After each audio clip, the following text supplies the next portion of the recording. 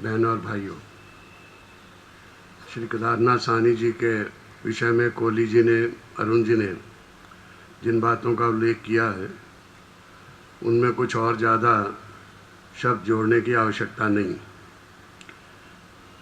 श्री केदारनाथ साहनी जी 1954 में दिल्ली आए थे, बहुत ही विषम परिस्थितियों में। उसके पहले का उल्लेख हुआ है कि वो कश्मीर में, मीरपुर में, कोटली में प्रचारक थे और मैंने उस दिन उसका उल्लेख किया था कि उनको एयरफोर्स में उस समय कमीशन मिला था जिसको छोड़ करके वो संघ के प्रचारक बने। उनके साथ के लोग बाद में एयर चीफ के रूप में बाद में रिटायर हुए। कोटली और मीरपुर के लोग और उनकी संतानें अभी तक उनको स्मरण करती हैं। उसके बाद वो डॉक्टर श्याम प्रसाद मुखर्जी के साथ 1953 में जब कश्मीर आंदोलन चला तो लगातार सारे पंजाब भ्रमण में उनके साथ थे। बहुत विषम परिस्थितियों में दिल्ली में आए थे और दिल्ली में 54 से लेके आज तक जितने भी चुनाव हुए, जितने उपचुनाव हुए, जितने कॉरपोरेशन के, निगम के, म्यूनिसिपैलिटी के, यहाँ की नोटिफाइड एरिया कमेटियों के, विधानसभा के, मेट्रोपॉलिटन काउंसिल के, सब मिलाकर के और उपचुनाव लगभग 40-50 चुनाव हुए। सब में बहुत ही महत्वपूर्ण भूमिका का निर्वहन किया था, महीनों उसमें काम किया था। दिल्ली से बाहर के प्रदेशों में जब चुनाव हुए तो उसमें भी पूरा कार्यभार उन्होंने संभाला था।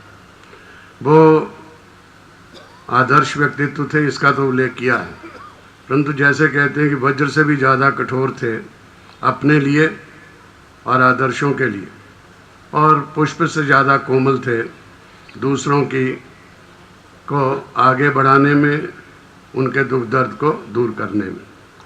उन्होंने जीवन में कभी अपने लिए, जैसा कहा गया उसमें, अभी उनकी मेट्रोपॉलिटन की पेंशन,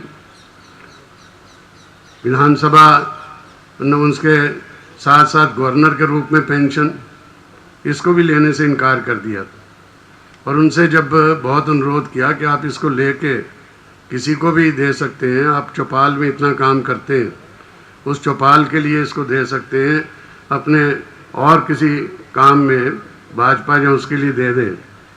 तो अंत में उन्होंने स्वीकार तो उसको थोड़ा किया था, परंतु उसके लिए उन्होंने अभी तक कोई क्लेम नहीं किया, कोई आवेदन नहीं दिया था, न गवर्नर की पेंशन के रूप में, न महानगर परिषद की पेंशन के रूप में।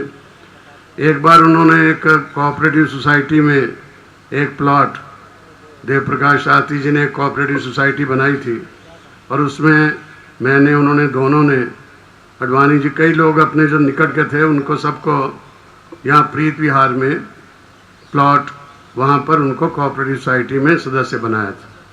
परंतु जब हम लोग डीडीए में दोनों गए थे तो उसी का केस सामने आ गया।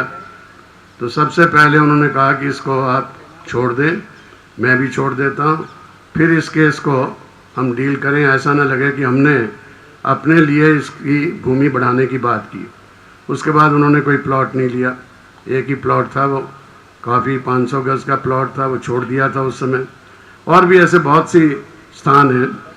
इसके अतिरिक्त भी वो डॉक्टर मुखर्जी स्मारक संस्था के, उसके भी अध्यक्ष रहे। यहाँ पर पांचजन्य ऑर्गेनाइज़र, इसका काम जब शुरू में था, उसका सारे कामकाज को भी देखते रहे, चौपाल के काम को देखते रहे। अपने सामाजिक जीवन के साथ साथ जितने आयाम हैं उन सब आयामों में उन्होंने बहुत किस तरह से काम किया, हम सब लोग अच्छी तरह से जानते हैं।